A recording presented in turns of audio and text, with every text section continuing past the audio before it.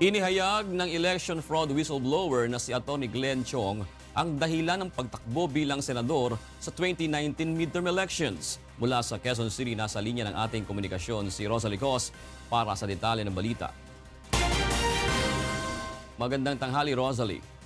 Magandang tanghali, June. Bagaman hindi tiwala sa kalakaran ng automated elections na ipinatutupad ng Commission on Elections, napilitan ng tumakbo sa pagkasenador ang election fraud accuser at dating kinatawan ng bilira na si Atty. Glenn Chong. Ani Chong sa kanyang exclusive interview sa Get Straight with Daniel Razon, nais niyang gamitin ang plataforma ng halalan upang bunyag ang katiwalian at pandaraya ng mga tinagurian niyang sindikato sa halalan. Dapat daan niyang matuldukan ng mga irregularidad tuwing sasapit ang eleksyon sa bansa. Pakinggan natin ang pahayag ni Atty. Chong. So Yes, talagang sir. ang kampanya nyo gibain ang COMELEC, ganun ba? Ang Smartmatic, sir. Ang Smartmatic. Yes. Kick them out. So Smartmatic lang. O kasi hindi naman natin pwedeng i-kick out ang COMELEC because it's a constitutional body. We can reform the Commission on Elections, but we cannot reform an incorrigible Smartmatic. So kailangan si Smartmatic has to be thrown out of this country for good, and then we reform the Commission on Elections. Samantala, nananawagan din si Chong sa mga kapwa niya baguhang senatorial candidate na gawin ang diskarteng plano niyang gawin upang maiwasan ang talamak na dayaan sa darating na halalan. Kaalinsabay nito ang hamon niya sa COMELEC at Smartmatic na huwag mandadaya sa 2019 midterm election. 1 month before the elections, I'll show to the COMELEC and Smartmatic exactly what number of votes I have in these particular precincts. Pag bumaba yung boto ko na na inilabas ng makina doon sa pinakita ko sa kanila, I take full responsibility. Orderan ko yung mga tao, buksan nyo yung balota, sabihin nyo order ko yan, ako ang magpapakulong, buksan nyo yan at bilangin nyo yung boto. In other words, huhulihin ko sila on the day of the elections if they will attempt to cheat me. Nilinaw naman ni Chong na hindi niya gustong magresulta sa revolusyon ng taong bayan kung magkakaroon nga ng dayaan sa halalan. At tiwala rin siya na kung walang mangyayaring electoral fraud, mananalo siya sa pwestong pagkasenador. Balik sa iyo, June. Maraming salamat, Rosalie Cos. Nagsagawa ng pagdinig ang Joint Congressional Oversight Committee kaugnay ng ginagawang paghahanda ng Commission on Elections sa 2019 midterm elections. Ayon sa Chairman ng Senate Committee on Electoral Reforms na si Senator Aquilino Pimentel III, sa ngayon ay wala silang nakikitang malaking problema sa ginagawang preparasyon ng poll body sa parating na halalan. Maging sa budget ng poll body ay wala ring magiging problema kahit na magkaroon pa ng reenacted budget. So it is for the conduct of elections. Yun yung line eh. So I think the COMELEC chairman and the NBank are both empowered to fill up the details. Basta the money will be there, it's more than enough. Tiyak din anya na may mailalaan na pondo para sa honoraria ng mga maglilingkod ng mga guro sa halalan. Isa na namang milestone sa pagbabalita ang makikita ngayon ng publiko sa pamamagitan ng dagdag na gamit ng UNTV. Ito ang underwater drone na sa kauna-unahang pagkakataon ay ginamit upang makita ang ilalim at ang kasalukuyang estado ng Manila Bay. Narito ang report ni Ray Pelayo. Inumpisahan ng UNTV ang drone journalism sa Pilipinas noong 2013 nang manalasa ang bagyong Yolanda sa bansa. Ipinakita dito mula sa ere kung gaano kalaki ang pinsalang idinulot ng bagyo na di pangkaraniwang nakikita sa paraan ng pagbabalita noon. Sa pagdaan ng mga taon, ipinakita ng UNTV drone sa publiko ang mga naggagandahang lugar sa bansa, lawak na mga pinsala sa kalikasan ng pagmimina, sunog, pagputok ng bulkan at iba't iba pang mga senaryo. Ngayon naman ay isisisid tayo ng UNTV Remotely Operated Underwater Vehicle o Underwater Drone. Ipakikita nito kung ano ang laman ng karagatan o iba pang anyong tubig na di pangkaraniwang nakikita ng publiko. Ginamit na ito sa Manila Bay sa kauna-unahang pagkakataon. Sa UNTV Digital Interactive Broadcast Program ay ikinuwento ng Drone Journalism Chief na si RG Purisima kung gaano nahirapan ang underwater drone sa pagsisid sa Manila Bay. Ang makikita nyo po sa seabed is puro burak, maraming mga basura. Katunayan nga kuya,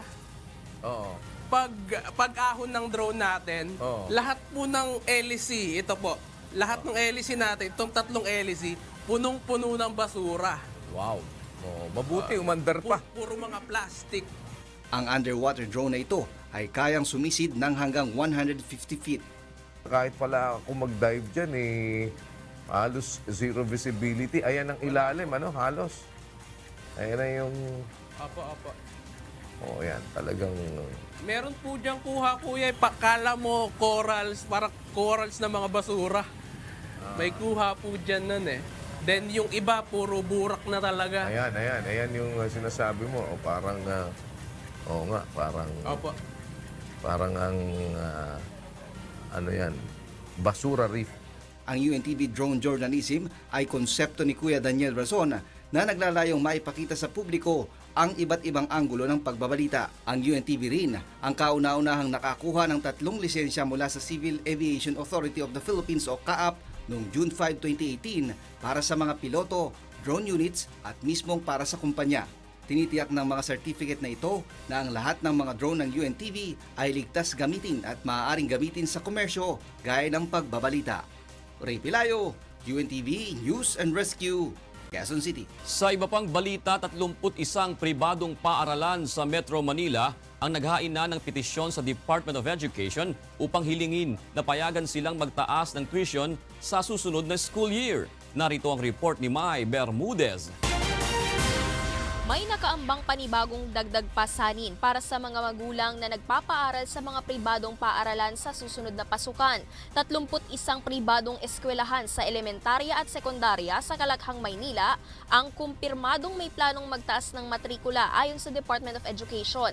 Ang dahilan ng ilan ang pagpapatupad sa ikalawang bugso ng Trinlo at para sa taas sahod ng kanilang mga guro na lumilipat na sa mga pampublikong paaralan. Alam naman natin na medyo tumataas yung inflation rate and they need to operate within a certain norm, and they see it that the most available na step is to have a tuition hike. Ayon sa DepEd, sa petisyon para sa taas singil sa matrikula, kailangang mapatunayan ng mga ito na 70% dito ay mapupunta sa sahod ng mga guro, 20% para sa pagpapaganda at pagpapaayos ng kanilang pasilidad at 10% sa kanilang kita. Sasailalim dapat ito sa konsultasyon sa mga magulang ng mga estudyante at dadaan sa pagbusisi ng Education Department bago maaprubahan. Noong nakaraang taon, dahil sa kaparehong dahilan, higit 200 mula sa 300 paaralan sa Metro Manila ang naaprubahan ng tuition hike.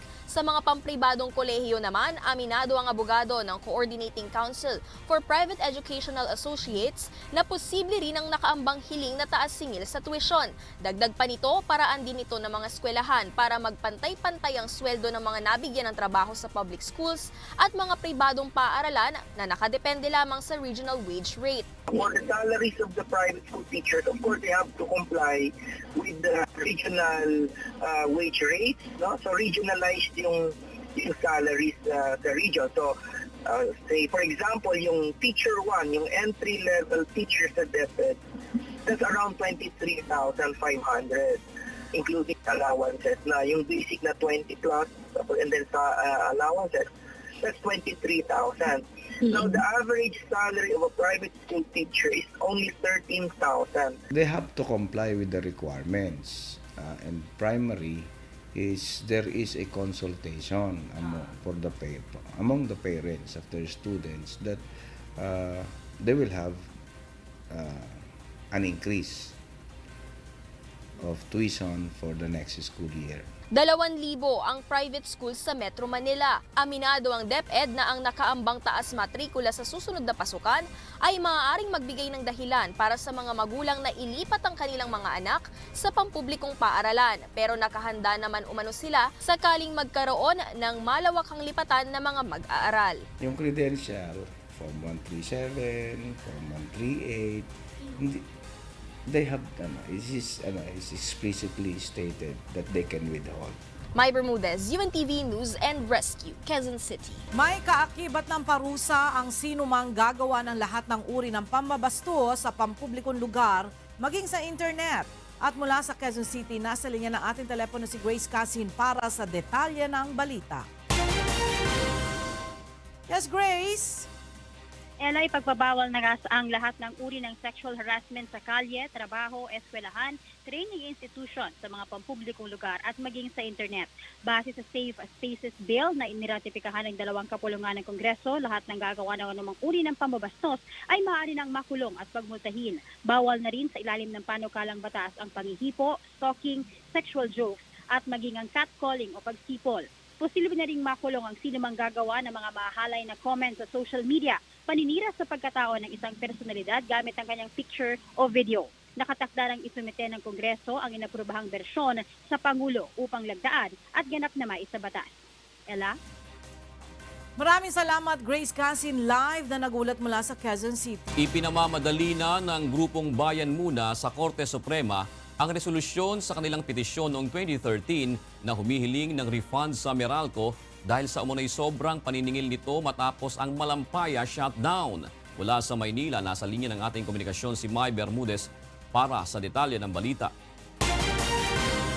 Magandang tanghali, May.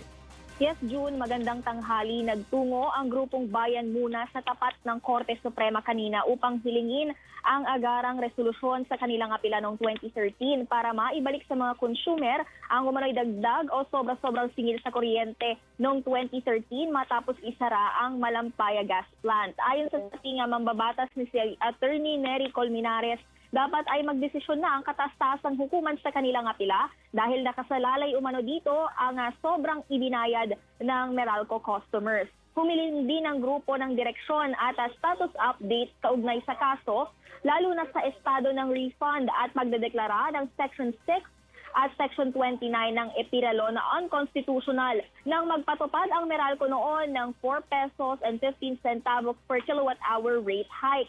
Una na nag-issue ng Temporary Restraining Order o TRO ang ST taong 2013 hanggang sa kinalaunan ay ginawa itong indefinite. Pero ayon sa Bayan Muna, sa kabila nito ay nagawa pa rin umano ng Meralco na magpatupad ng taas singil sa mga sumunod na taon. Kanina nga ay humingi tayo ng update dito sa docket section ng Korte Suprema, pero yung mismong petition to motion to resolve na dapat ay ipa-file nitong Bayan Muna ay hindi pa umano na ipa-file. Yan muna ang latest updates at balik sa'yo, June. Maraming salamat, May Bermudez. The choice of Vietnam as the venue for a second U.S.-North Korea summit this month shows the possibility of moving beyond conflict and division toward a thriving partnership. The U.S. State Department said on Thursday, State Department spokesman Robert Palladino told a news briefing that U.S. Special Representative for North Korea Stephen Biegun was in Pyongyang to prepare the February 27 to 28 summit and seeking progress on commitments made at the first meeting between President Donald Trump and North Korean leader Kim Jong-un in Singapore in June. This included complete denuclearization, transformation of U.S.-North Korea relations, and building a lasting peace mechanism on the Korean Peninsula, he said. Trump announced the plan for his second meeting with Kim in his annual State of the Union address on Tuesday. Nanawagan sa Department of Natural Resources o DENR ang isang barangay na apektado ng mabahong amoy ng sanitary landfill sa Calamba, Laguna na ipasara na ito upang hindi sila magkasakit lalo na ang mga minor de edad. Narito ang report ni Sherwin Kulubong. Patuloy na dumadaing ang mga residente sa Barangay Laurel, Batangas sa masangsang na amoy mula sa sanitary landfill na nasa boundary nila ng Barangay kay Andog, Calamba, Laguna.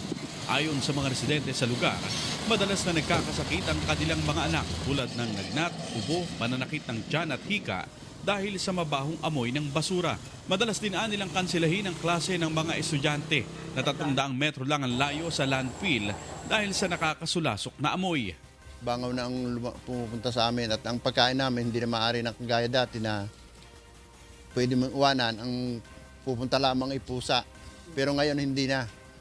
Langaw na malalaki na, bangaw na nga. Last year, na yung pong aking mga mga estudyante po dito, nagkakaroon po kami ng suspendido ng klase dahil po sa basura po. Hindi po nagkakaroon ng suspendido dahil po sa baha, kagaya po sa ibang mga lalawigan na kaya nasususpendido dahil po may baha, hindi po makapasok ang mga estudyante. Dito po sa amin, nagkakaroon po kami ng suspendido ng mga estudyante dahil po sa amin ng basura. Nag-aalala din si Barangay Chairman Danilo Vargas ng Laurel na maapektuhan na rin ng basura ang pinagkukunan nila ng kanilang inumin dahil sa gabundok na basura. Ang aming ikinukuha ng inumin ay mahigit lang 300 meters. Baka dumating ang panahon na 2 taon, 3 taon, 4 taon yung aming pinagkukuha ng inumin ay maabot na noong katas ng basura. Nananawagan sila sa DNR na tuluyan ng ipasara ang landfill. Sana po may pasara itong dam site na ito at kung hindi man po ninyo magawa na may pasara, sana naman po may ayos para po sa ikaganda po ng mga barangay na malapit dito. Una nang ipinasara ng munisipyo ng Tanawan City noong nakarang taon ang landfill ng kumpanyang SB Hain Enterprises and General Services Incorporated. Bunsod ang reklamo ng mga taga-Laurel kaya lumipat ito sa katabing barangay na sakop na ng Kalamba. Ngunit paliwanag ng DNR Region 4A, kinansila na noon pang 1 taon ng Environmental Management Bureau ang Environmental Compliance Certificate o ECC ng kumpanya. Binisita ko yon at ang narinig ko mula sa EMB ay na-issuehan na nila yon last year pa ng suspension order. So technically suspended ang ECC niya. Ang isa sa mga rason sa suspension ay yung capacity niya, yung category niya as landfill, should only take about 15 tons per day. Ang na-observe na pumapasok can reach up to 200 tons per day.